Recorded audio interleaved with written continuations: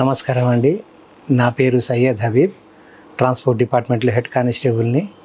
నాకు December 17కి heart attack వచ్చింది. వేరే హాస్పిటల్ అడ్మిట్ అయినాను. అక్కడ నా ట్రీట్మెంట్ సరిగా జరగలేదు.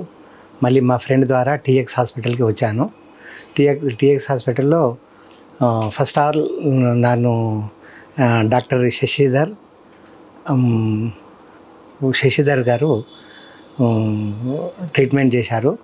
ట్రీట్మెంట్ చేసిన తర్వాత తగ్గిపోయింది అనుకున్నాము మరి హార్ట్ అటాక్. తర్వాత ఏమైందంటే ఫిబ్రవరి 17కి మళ్ళీ సెకండ్ టైం వచ్చింది.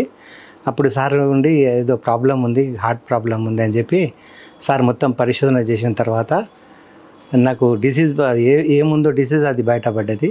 తర్వాత సార్ నాకు ఏఐసిడి మిషా పెట్టేసి నన్ను హెల్ప్గా, అంటే డబ్బులు కూడా తక్కువ ఖర్చులతో, మళ్ళీ మంచి ట్రీట్మెంట్తో, మంచి వైద్యము ప్లస్ మందుల కోసం కూడా మంచి మందులు రాసి ఇచ్చారు.